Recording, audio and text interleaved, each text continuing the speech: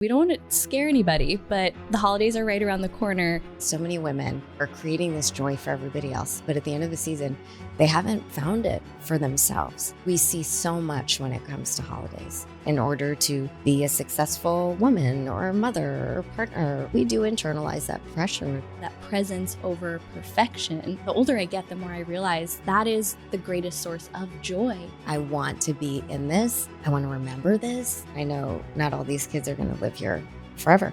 Yeah.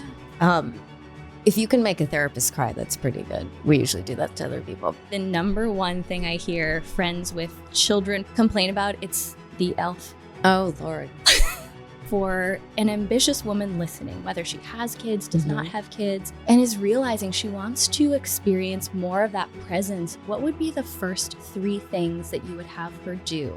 The one thing I would say is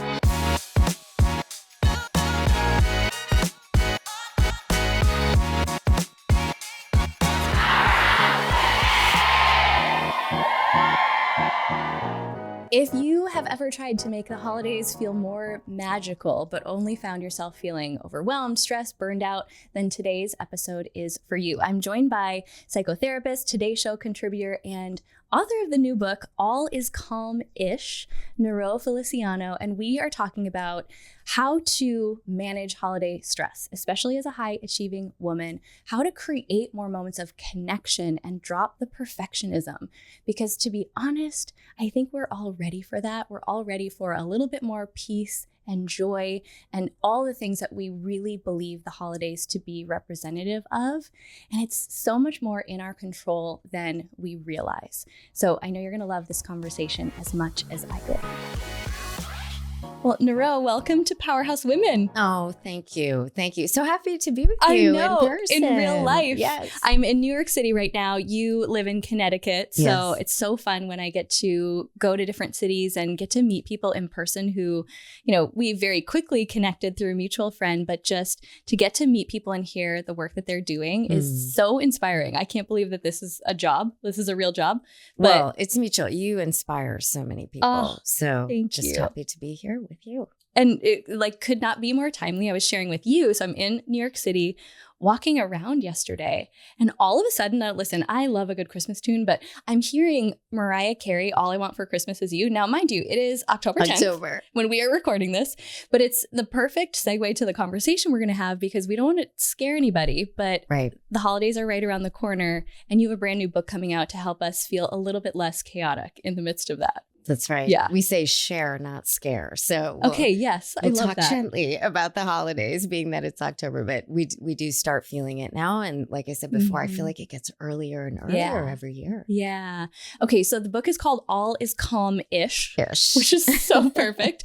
How to feel less frantic, more festive during the holidays. So what inspired you to write this? Was it your background as a therapist? Was it your own experience as a mom of 4? What was it that you were like, this is the book that has to exist and it's time now? I think all of the above, especially being a working mom of 4. I started my private practice when I was 5 weeks pregnant with my oldest daughter. So I've never known anything less. And it feels like all of us, no matter if you have no kids or 4 kids or whatever it is, everyone's running at maximum capacity. No one has extra mental bandwidth. So then we come to this season where we want to feel joyful and we want to do all the things, but time is limited and so is our energy. So I felt that very strongly. And I also felt like I was seeing so many women who are creating this joy for everybody else, but at the end of the season, they haven't found it for themselves, or a watered down version of joy, not what it could be. So that was part of the motivation to help people experience that, tap into what would make them feel more joyful. Yeah. But then also as a therapist for the last 20 years, seeing that the hard things that people go through, they don't stop for the holidays. So grief, loss, even divorce, loneliness, if you're dealing with an illness or caregiving, all of those things get magnified.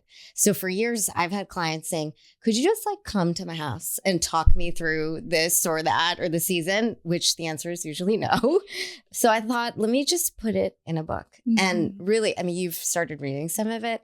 I write like I talk. Yeah. It was mainly to talk people through the whole season from right before Thanksgiving to New Year's Day. And it's written in such a practical way. Like you were saying how you didn't know if the book was going to be accidentally triggering because it's going to remind people that the holidays are here. Right. But I had said to you, I'm like, I can't think of a more appropriate time for it to launch right before we're just on the cusp. It comes out a couple weeks before we really get into the season because it's written in these 31 short chapters with just the simplest of reminders that regardless of if we're talking about the holidays or just a busy season of life, they're those reminders that take us out of the chaos and into the present moment. And that was a lot of what you talk about is that presence over perfection. Yes. And I love the story, I'll have you share it, of that holiday season that for you, you reached that point of like, no more. I'm just not going to do it this way anymore. Take us back to that moment. How old were your kids? What was going on in life?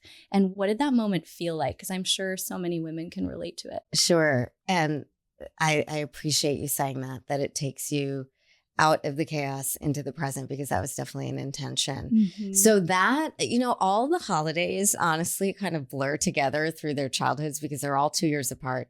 Right now, my kids are 18, 16, 14, and 12. But at that point, my oldest was probably around 10. So 10, 8, 6, and 4, right? And we had hosted Christmas Eve dinner. I am a last minute wrapper, which gives my type A friends a lot of anxiety who start wrapping now. They've probably started wrapping in they have September. the closet already. They totally do. And me at 11 o'clock at night after we hosted dinner, I'm pulling out Amazon boxes that have not even been opened to see, let's just cross our fingers and hope everything came for everybody, right? That's the level of chaos that you operate in. And we were up so late wrapping. The next morning I got up and I'm seeing all my kids so excited and I don't have the energy to watch them. And I'm sitting on the couch and my eyes were closing. And I thought, all of this for what? This season is so fleeting. And especially now having my oldest just gone to college, I know how fast it is. And I don't want other people to miss it the way that I felt like I did in those moments. But that was the holiday I said, okay, we're not doing this anymore. I want to be in this. I want to remember this for the rest of my life. And that's when I started to rethink it and do it differently. Yeah. So what changed from that holiday season to the subsequent ones? Is it what you start with in the book, where there are these moments that you just realized there was a choice to do something differently, to operate differently? Take us into some of those moments for people who are like, wait, now I'm realizing, last Christmas, I don't want to repeat, or last Hanukkah, last Thanksgiving, I don't want a repeat of that. What are some of your favorite points from the book that people can start to implement even now in preparation for the holidays? Because a lot of it starts now. And I think one of the biggest things that I was able to implement early, some of these things have taken years to really solidify. And as my kids got older and more independent, then I had a little bit more time to do some of them. So some of these things may not be doable if you have very young kids. But one of the things is I started to set better boundaries. And you almost have to work backwards in that you start thinking, okay, first of all, what is the most important thing to me? What are those moments that are the most important thing? And then what drains my energy? What takes up my time that at the end of the day is not very fulfilling? And I do think we can locate where we need to set the boundaries. If we think about parts of our life and we think about what makes us feel resentful, depleted, exhausted, there's likely a boundary that needed to be set that we didn't. So those are kind of the markers to figure out, where do we actually need these boundaries? So I began to say no more often. And when you know what your yes is, and for me, that was being present, having more energy for my kids, being able to enjoy the holiday, the no's become a little bit easier. If I asked anyone on the street, what's one of the things you do during the holidays that every year you don't enjoy? They know whether it's writing Christmas cards for some people or going to that party with the people you don't really want to see. We know what they are. So now it's just a matter of saying no. And then the other thing that I started to do more in the last couple of years, which I do all year round, is I created a ritual for myself, and I call it a joy ritual. It makes me feel more peaceful. So I will take 5 to 10 minutes in the morning when my house is quiet, so kids are out the door, and I will light a candle. And there's something about fire that Yeah. focuses our mind and our spirit and gives us that energy. Fire is energy. Mhm. And I will sit there in silence for a little while just to get in touch with what I'm thinking. Yeah. That'll be my time if I'm going to do any meditation or prayer or read something inspirational. And I started that over a holiday, and I do it all year long. Yeah. And I start the day very differently, Mm. beginning in that moment that I give myself a little bit of joy. Yeah, it's so simple. And also I can feel, even as someone who's just busy with a business and Definitely. friendships, it's like the thing that's easy to do, and it's equally easy not to do, or to sit there and feel guilty for those 5 minutes. I would love for you to speak, though, to the power of taking that moment to ground our nervous system, especially in a season that can bring extra stress, not just for ourselves, but we're dealing with people who have extra stress. So it's just like tensions are heightened. What is maybe the scientific reason behind why that's actually one of the most productive things that we can do in a season that is as chaotic as the holidays can be? Mm-hmm. There's a lot of science behind that, and I'll get to that in a minute. But I just want to speak to the importance of even 5 to 10 minutes of self-care. And a lot of times when I talk to women, busy women like yourself, career women, about self-care, there's not that much time for it, but it doesn't take that long to experience the benefits. And if you add up 5 to 10 minutes every day, even 5 days a week, cumulatively, our nervous system feels that way. It is a bit of a reset. So one thing we know, when we are not actively focused on something, there's another network in our brain that takes over, a neural network called the DMN, the default mode network. And that is really important for storing memory, for introspection, understanding yourself, for developing empathy, understanding our environment and the people around us. It's the reason why we get the greatest ideas in the shower, because we're not actively focused. So this part of our brain takes over and will reset the nervous system because we're not concentrating on something specifically. We're just being still. We're resting in that moment. And then if you incorporate a little bit of slow breathing, that longer exhalation is literally a reset for your nervous system. It takes us out of that fight or flight and puts us into parasympathetic, which relaxes our body. And that can be done within 60 seconds. Right. So it doesn't take that long. And when we authentically feel more peaceful, when emotionally we are regulated, there is a ripple effect all around us. We talk in psychology about emotions as a contagion. Just like anything else is contagious. You've been in the presence of an anxious person, right? Yeah, you don't feel good. Or someone who's really joyful. Our mutual friend who connected us, that was one of the things I noticed about Lacey Green. And people have heard her on the podcast. You can't help but feel more joyful. It's like you said. I met her at the Today Show, and she walked in, and her energy elevated the whole room around us. So we've all experienced emotions as a contagion, but imagine if we can feel that way during the holiday. All those stressed out people around us, instead of falling into their stress, we may actually bring them back a little bit into where we are. I feel like it would be valuable to really dig a little bit deeper into the element that is on the table here, which is, as women who are also in the working world, a lot of our audiences, women who are building businesses, they're also growing families. Where does this pressure stem from? Because we're living in a very different day and age. I know you talked a lot about both you and your husband being the children of immigrants. This wasn't the type of Christmases you had growing up. No. Where did this start? Like, how can we start to unwind so that we can even understand how to create something different? Because I feel like we're at this interesting point in society. I think the conversations my girlfriends are having, the conversations that are happening in circles that I'm in, are ones of, does it have to be like this? We're starting to question the norm, which I think is so healthy, but I think it's also important to understand, how did we get here in the first place? Yeah. What's your take on that? I have a lot of thoughts on that. And also to think about, okay, we can do all these things. Yeah. But at what cost? Yeah. How are we left at the end of it? Do we feel fulfilled? Are we peaceful at the end of it? What is the cost of doing it like this? I have to give credit to social media for some of these things, you know, and certainly the algorithm, the more we look at something, the more we see it.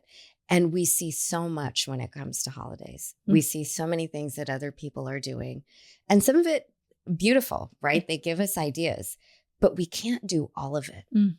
And then we see other people posting about what they've done. And we have the illusion that this is what it means to give yourself a beautiful holiday or give the people around you a beautiful holiday. And again, with the algorithm, the more you look at it, the more you're going to see more of it. So it begins to almost solidify that experience as the truth. This is how it is. And this is what you need to do in order to be a successful woman or mother or partner or business owner, right? I mean, I'm just applying it to the holidays, but it can be said in any field that we're in. So I think that easy access to so much content and information, and social media can be beautiful for some things, but we have to understand the impact it has on us to create the pressure to do more, be more, and have more. So I think that's a big piece of it. And then, of course, those things generate conversation. So you hear everybody talking about it.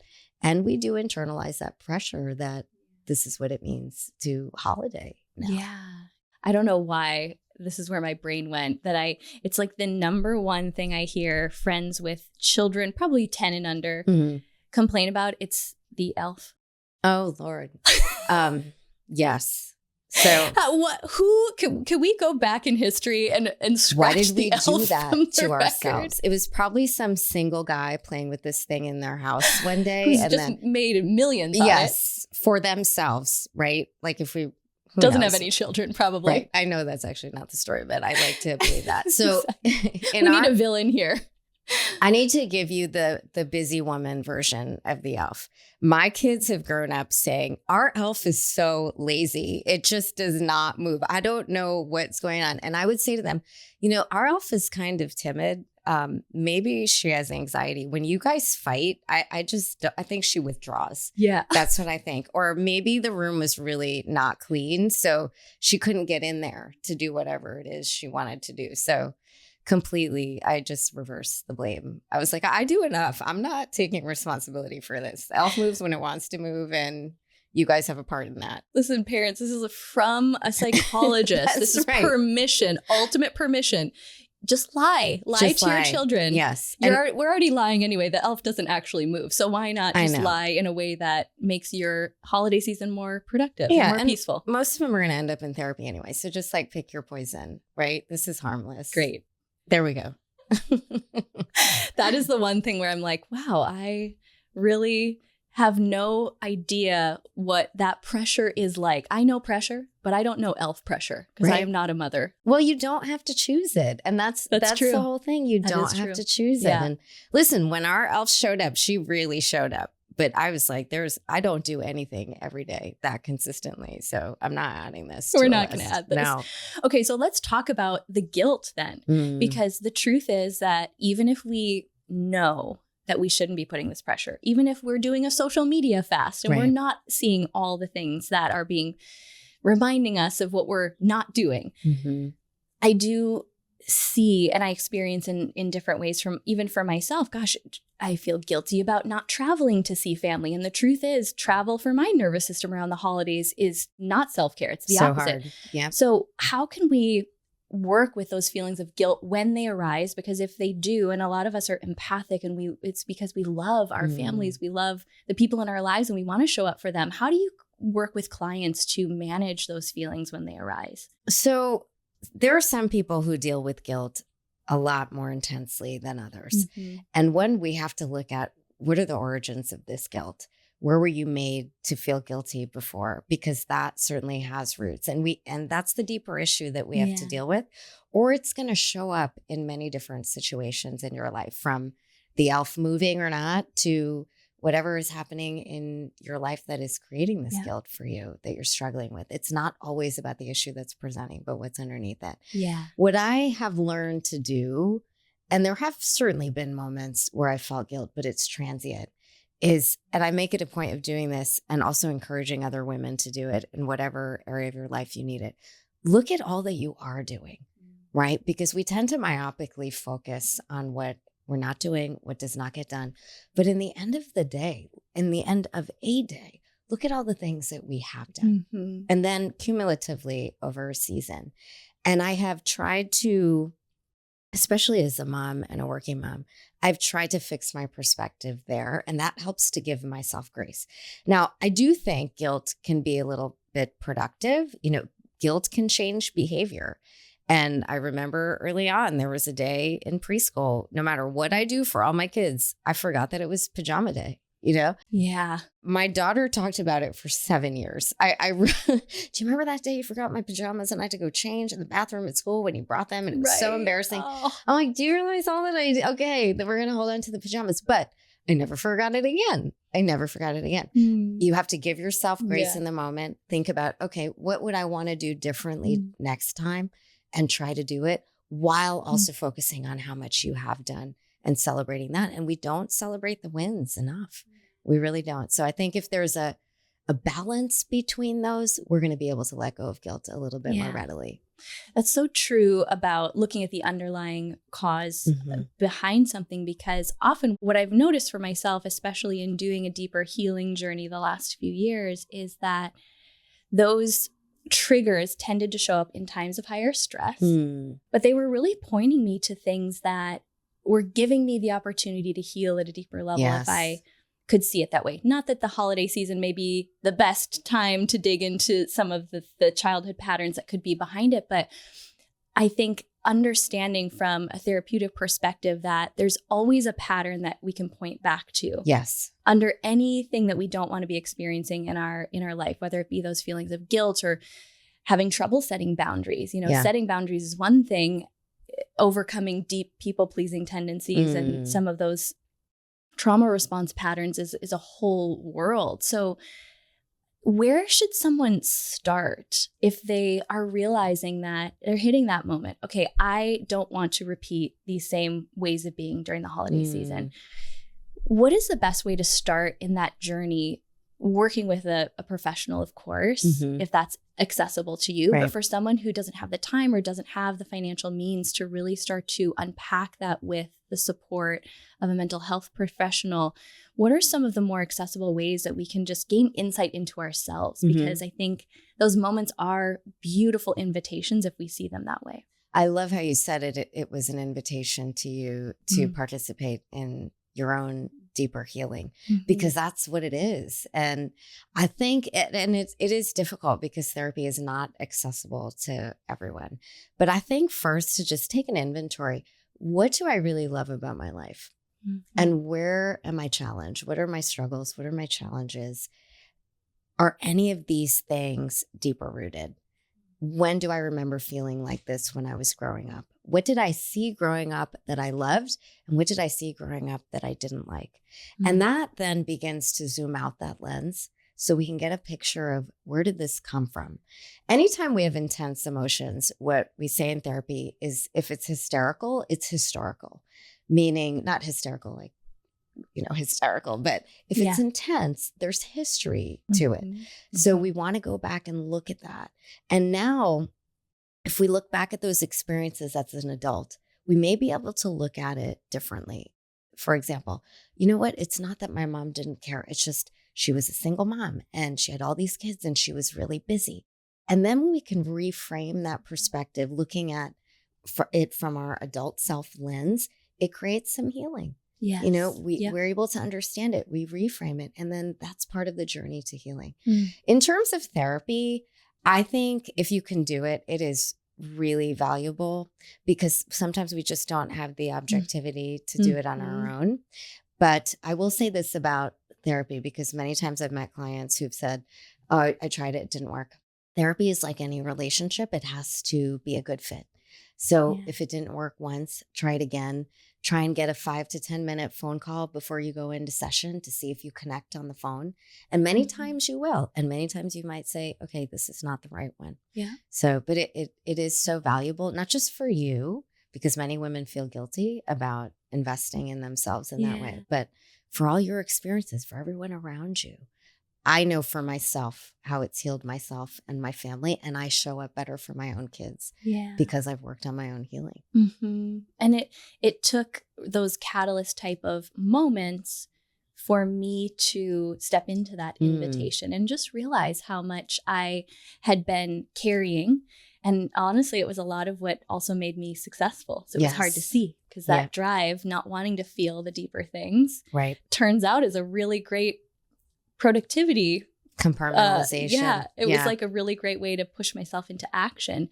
So I want to circle back to something you said at the beginning, because grief can really color how the holidays occur. And, you know, there are all different types of that, of course. Last year, I went through a divorce in 2024. So having an understanding now of just the contrast that can exist within a really beautiful season, and then also reorienting to a life that looks different than the life you thought you were going to be living. So whether that's someone that lost a loved one and now it's, what does the holiday season look like to move forward without this person? What would you say to someone who is entering this holiday season and grief, whether they want it to be or not, is a part of that? Now it's a part of their story. I would say two things can be true, right? And one, you can hold grief on one hand, and it doesn't mean that there won't be moments of joy as well. But we have to honor both sides in the way that is most meaningful to you. And what I've always said to people, whether they're going through any sort of loss is grief. Yeah. You know, it could even be the loss of a dream that you thought, or the loss of what you thought it was going to look like you said. That is grief, and it can be profound. There's no right answer to how it's supposed to look, and there's no timeline either. Someone can't tell you how you should move through it or what you should be feeling in that moment. And I think the most important thing when you're going through that is to honor how you feel in that moment. What is right for you in this season? What would bring you joy in this season? Who would you be around that is life-giving? And who is draining that maybe you don't need to spend that much time with this holiday? I think those things are the most important thing. And it can look completely different this season. You don't have to do all the things that you did in previous seasons. And if some things are too painful, you leave it be for now. And if you want to come back to it a year from now, 2 years from now, however long it takes, you can. You can. But life could look beautiful even when it looks different, and holding on to that. One thing I loved about the cover of my book is there are broken pieces all over it. I don't know if you've noticed that. I didn't realize that that's what the artwork was really showing. They're but that's cookies. so true. And I love that. Every chapter has this broken gingerbread cookie. You know what? Now that you it. say that, I did notice that was. I'll hold it up for our YouTube viewers. For podcast listeners, you'll have to go and see. But it's like this outline of a little gingerbread man with one of his arms broken off. And yet the cover is so beautiful. Yeah. And that was really intentional to say, even with the brokenness, there's beauty in it. And all of this comes to the surface during the holiday. We all have these broken pieces, but yet we can still find perspective. We can find calm. We can find peace, and it can still be beautiful. So that's what that was supposed to mean. I'm actually so grateful you circled back to that, because I noticed it. And it's been, the last 2 years have been eye-opening for me to see how I didn't even really understand what other people in my life have gone through in previous holidays. You almost can't understand the depth of it until you're in it yourself. And with that, to realize how much I didn't know how to show up for people. So not expecting others in my life to know how to show up for me if they've never had that experience personally, or if I couldn't even voice in that moment what I wanted or needed. I know you are going through, your family has gone through a different kind of transition, a positive one, but having your first child away at college, how is that changing your... How does it change the holiday dynamic? How are you feeling leading into the holidays this season, getting to have her home, and how has it changed the family dynamic? She comes home today for a long weekend, which is great. But I will say two things. When they're happy, you're happy. Yeah. And because I've always had, I will say, my career, it has given me some perspective outside of my family. I knew that I was raising these kids to leave. And not everyone has that or feels that way. So my experience has been a little bit different. And also she's been so happy at school and calls home often with good things to share with us. So that's made it easier. I do think it will be a different experience as every child leaves. And what a lot of families go through is grief when that happens. And I don't minimize the impact of that kind of grief too. And again, like I said in the previous question, you have to honor how you're feeling in that moment and meet yourself in that place and care for yourself in that place and go day by day. The one thing I will say to your point about not knowing how to show up until you went through it, this book was actually supposed to come out a year ago. And I had one of my children, my youngest, going through some debilitating anxiety to the point where it was hard to get her to school. But she became a version of herself I'd never seen. So I was actually writing during that time. And all of the things that I talk about in the book, taking things day by day, being in the present, creating joy in the moment, I did during the hardest season of my life. And that is also why I am hopeful it will speak to people going through something hard because I did in that moment. But it taught me again, authentically, how to support people and to know the things that helped me during that time and the things that didn't help. I mean, I'm sure you've had people say things that are not helpful, right? Very much so. Right. When you go through it, you know it. Yeah. So I'm hoping that comes across in the book. But everything that I talked about, I have lived through. And hopefully it comes across in the words. So in your personal experience, thinking back to that Christmas when your oldest was 10, she's now 18. Yes. What has been one of your favorite family memories of the holiday season since you started to implement some of these changes, since you're focusing on, I love the presence over perfection idea? What are some of those magical moments that maybe you would have missed or never would have gotten to experience as a family had you been operating and continuing in that same way of being that you had woken up from that Christmas all those years ago? I think there's been a shift from doing to being in our life. And now the moments that bring me a lot of joy is just watching holiday movies with them, especially knowing now our time with all of them together in my house is so fleeting. That's really been a beautiful thing.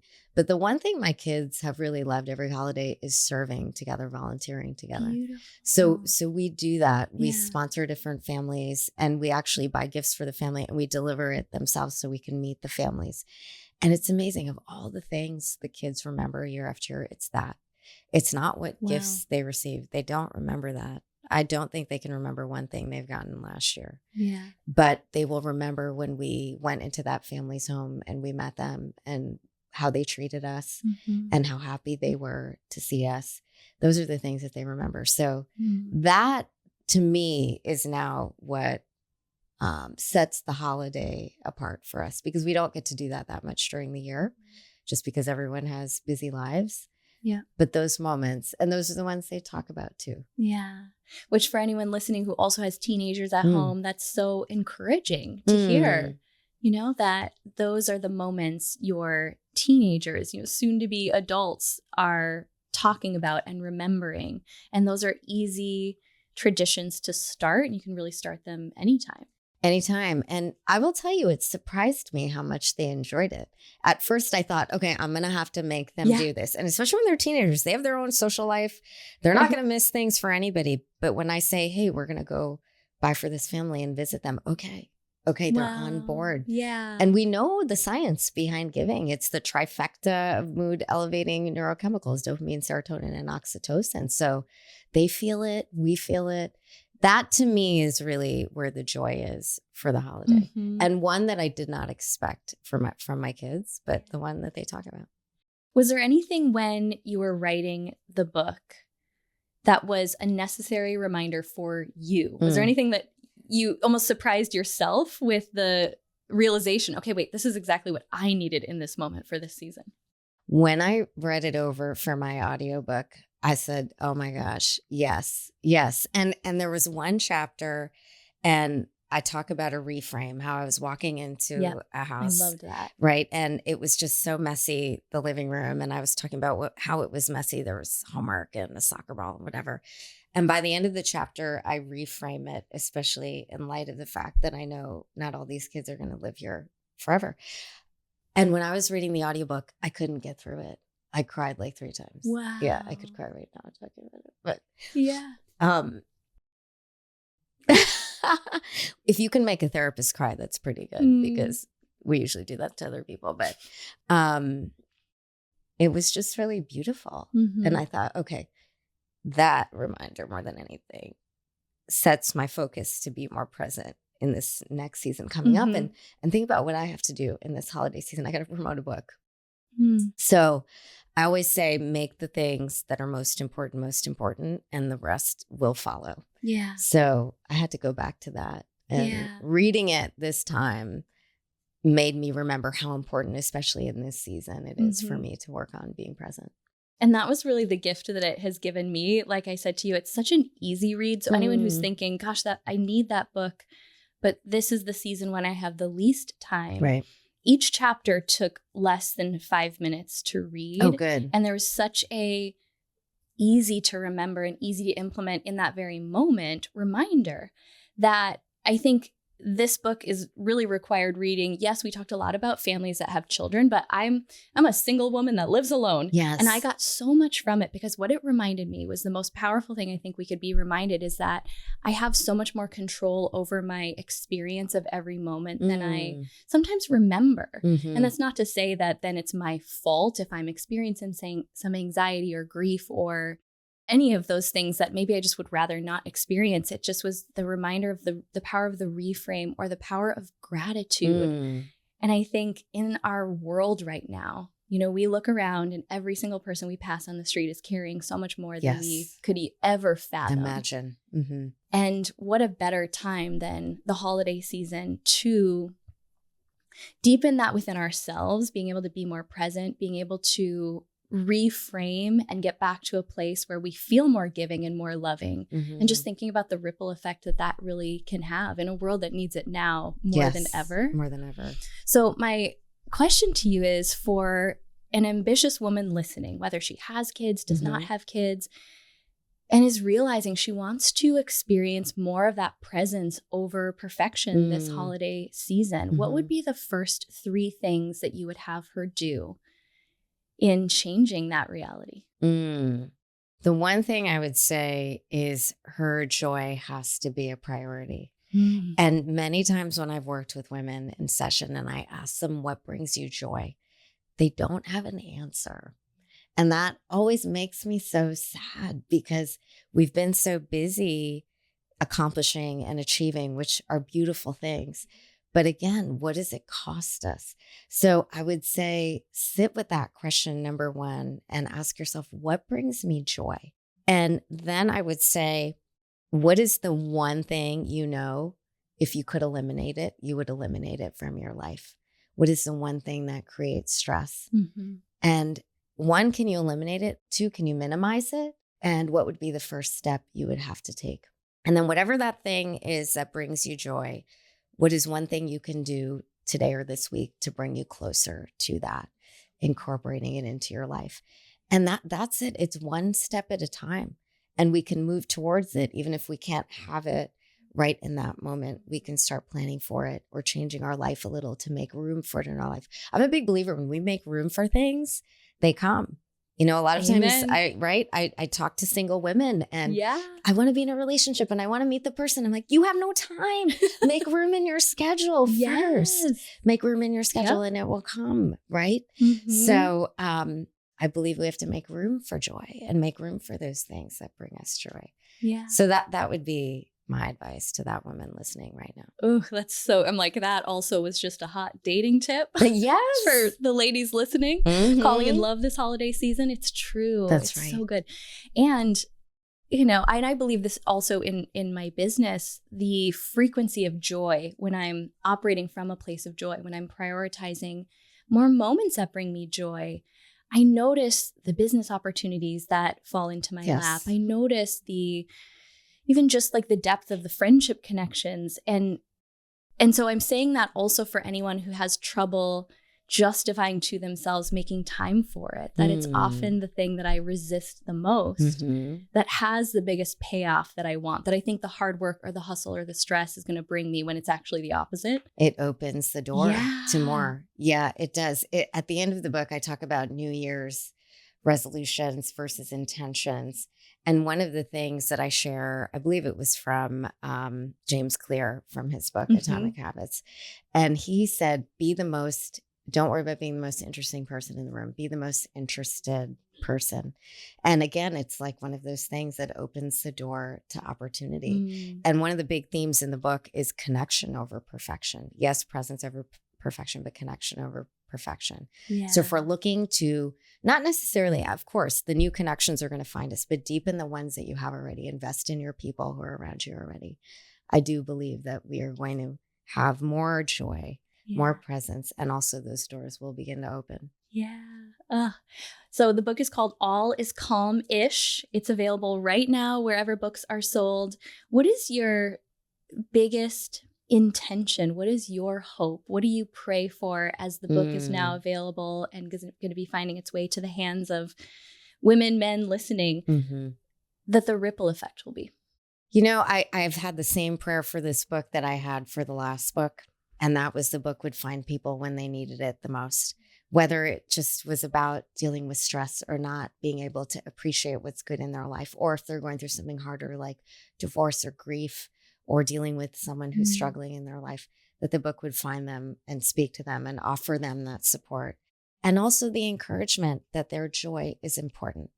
And it is essential to our well-being. There's a quote in the book from, I believe it was Maya Angelou, that said, we need joy like we need air. That's how essential it is to our wellness and even our longevity. We have research on that as well. So my biggest hope is that people would experience joy this holiday season and they would know that their joy is important.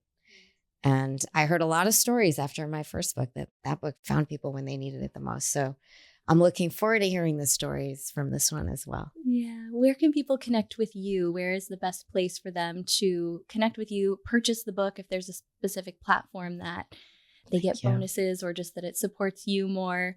Let us know where we can connect. So I do have bonuses on my website. You can purchase it anywhere, but then go back to my website, nirofeliciano.com, and there are bonuses. And some of them are even some in-person calls with me. Oh, amazing. Some coaching calls. So that's so valuable.